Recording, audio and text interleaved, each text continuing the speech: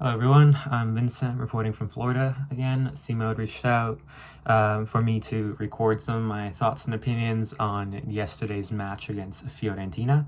I just want to start off by saying, as much as I am relieved and I feel very lucky that we tied yesterday's match, I also feel very infuriated and a lot of anger inside of me because I just know we could have won that match had the sequence not unfolded the way it did. So let's get into it. Ultimately, the first few minutes were really good. I think we all can agree on that. We saw the link up between Dybala, Christensen, Lukaku, and their masterclass of a sequence and goal together. We saw, the great rhythm and intensity that was all present. All of our players seemed to have that drive and that emotion to win that game. Dybala, after his injury, from, may I add, his useless tackle, I really cannot get behind why he did that. I think he himself also knows that he messed up in that moment. You can kind of see on his face when he got subbed off and when he was coming off to the bench. He knew that he didn't have to make that tackle and that he may have hurt himself by doing so. So that was really just a large bummer. He should not have made that tackle. I mean, the Fiorentina player was going right into the defense anyway. Plus, I think I'd actually rather, even if that player did go ahead and score, we still had the majority of the game to make up from there on, instead of losing Dybala, which ended up killing the game, ultimately. So, after Dybala, we saw Roma just sort of decline in their quality of play. We saw really how much this team depends on Dybala and how much is created from him, and he's such a vital player for that. And I think he himself also knows that, and so does the team, which is why I think their mentality also sort of decreased. But after Dybala's injury, the team declined, and we just started making useless tackles, useless, pointless plays. We were primarily parking the bus. And I want to add that 7 times out of 10, throughout my personal experience of watching Roma, throughout my probably 8 years of watching this team, every time we park the bus, we always end up conceding a goal or two. We usually, score 1 point, park the bus, call it a day. But when we do park the bus, we risk always conceding that goal. And I feel like our defense isn't to that quality where we can just, say, we're going to park the bus, we're going to be fine, we're going to win on this 1 goal. No. Roma typically, again, 7 times out of 10, I'd say, they always concede that 1 goal which sets us from winning or tying. So whenever we park the bus, I'm just like, no, this is going to be a nightmare having to watch the rest of this game. I'm going to lose a few years off my lifespan. It's terrible. I think I much rather keep on trying to attack and keep on trying to play, even if we're tying, even if we're 1-0 up. We have to keep going and have that cushion for our team if we do concede 1 goal.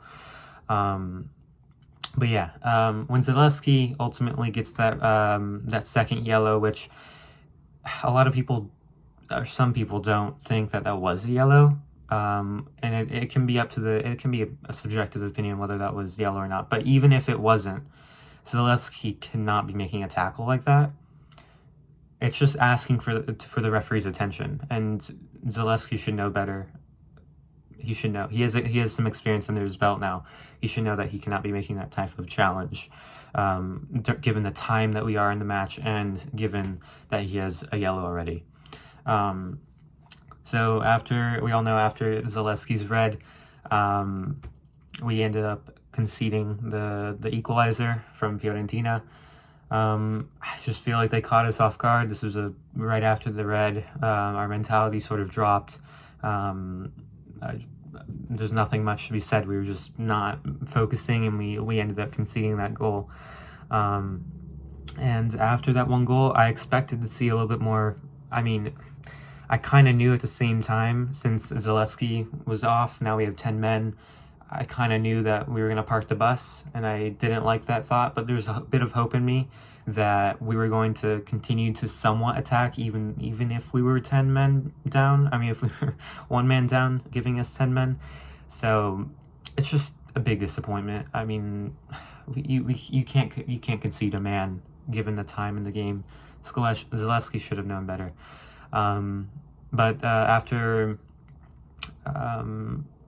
that, I mean, really the only other things to comment on were, I'd say, Asmoon and Rui Patricio. I have to give a big thank you to Rui Patricio for the saving and the consistency throughout the match. I think that he saved us quite a few times, so big thank you to Rui Patricio. Also Asmoon, before he got injured, coming off after he was the substitute, which is a little bit weird. I think Asmoon played primarily well. He put he had a lot of fire inside of him, I can tell. He wanted to score a few times, missed one opportunity, I believe, but overall good playing by Asmoon. Hopefully his injury is not too bad. And then I don't even know where to go from here. I mean, after that equalizer, I'd say we just continued to park the bus in hopes that we didn't concede the losing goal, which, again, is a big disappointment, because even though I know that was the smarter tactic to sort of not concede and to park the bus, there was still a part of me that wished that we had some sort of plan to counterattack at the very least. But even there, I couldn't see any desire to counterattack or to score another goal to ultimately win the game. There was one chance by El Shaarawy, I believe, but some Fiorentina player actually ended up fouling pretty bad. Which actually, I want to talk about the stats, because we went from primarily dominating the game in the first 30 minutes or so of the first half to just being completely dominated by Fiorentina, which is understandable considering we were down 2 men. But I just want to read some of the stats. Like, it just baffles me. We had 4 shots the whole game. 1 of the shots were on target. That was the first one of the match, and Lukaku scored. Fiorentina had 14 shots, 8 of which were on target. We had 34% possession, and Fiorentina had 66% possession.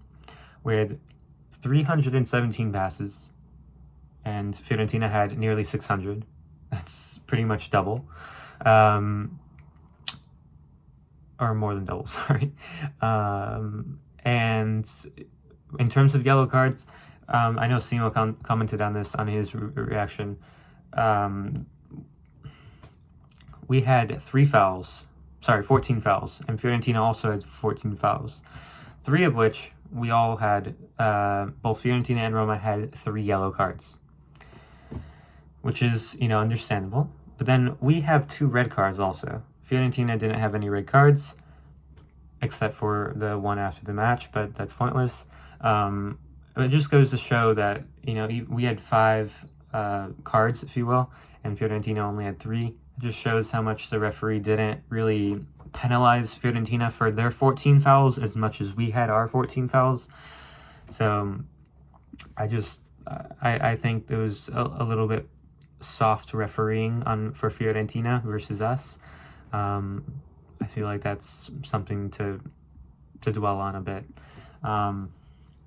But anyway, we can't say anything about the refereeing. It's ultimately, what we've been doing, what we've been playing, how we've been playing. It's our fault in the end. And then lastly, I want to talk about Pellegrini a bit. Very controversial opinion here. I don't think Pellegrini had a bad match for what he has been doing lately. I'll say that. I know everyone's criticizing him. He got booed after coming off, but there were more moments, I'd say, from him that he was involved and that he was eager to get that ball. I saw him running more. I saw him putting himself in and challenging more. Did he play well? No. But did he play better than usual? I think so. Maybe that's a controversial opinion. Maybe I'm a bit biased. But I think what I think. I won't say any more than that. But in terms of moving forward, we have Bologna, we have Napoli, we have Juventus coming up, all scary matches. I'm scared. I know everyone else should be scared as well, but I don't know what to expect. All that I can hope for, and I think all that we can hope for moving forward, is that Mourinho has something up his sleeve and maybe he can pull something out of his tactics or his experience, and that we hope ultimately that our players come back from suspension and injury with a little extra fire inside. You know, that's the most or the least that we can hope for. So I think we'd be very lucky to pull off a draw against Bologna. So that's kind of like my hopes. My hopes for the next game against Bologna, a draw. Hopefully some of our players are back and healthy by the time we play Napoli. So hopefully we can pull off a win somehow, some way in that game. I think we should also take advantage of Napoli's just overall switch in manager and their, I feel like, decline in mentality as well, having lost and a draw and overall lost points against these teams that they played against recently, such as Juventus and Inter. So let's hope that we can pull something against Napoli. But the big game that I'm really scared for is Juventus, because they're on fire recently, and I hate them almost as much as Lazio, because growing up, that's been the one team that has always just crumbled my joy whenever we played them. So let's hope we can win against Juventus too. But Juve merda, and Forza Roma sempre, and I'll catch you another time. Thanks, Simo. Ciao a tutti.